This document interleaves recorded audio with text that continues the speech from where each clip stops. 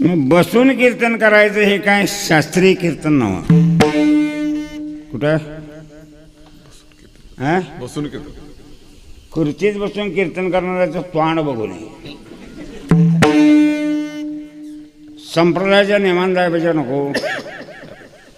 माझा नाम हो देते पुढं नारदा मी उभा तेथे.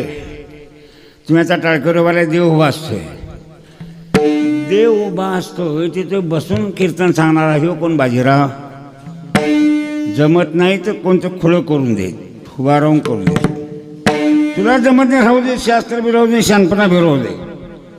उभाराय जमते तवरच कीर्तन करायचं. काय करायचं हां? बसून उठाठेव करीत बसायचं. संत भार पंढरीत पुढं म्हणा. खरं आहे नव्हे.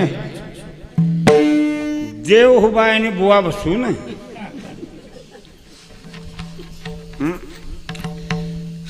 कथा कीर्तन असतील तिथं देव कंबर बांधून उभा राहतो म्हणून वारकरी प्रामाणिकपणे उभा राहून कीर्तन करतात. देवाची मर्यादा राखाय.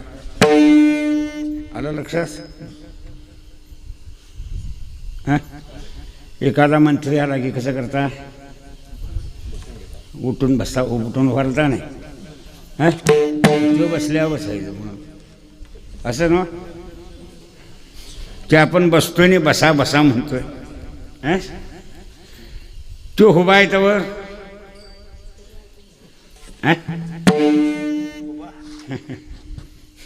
मग आता देव आरती केल्याशिवाय बसत नाही. हा सांगतो.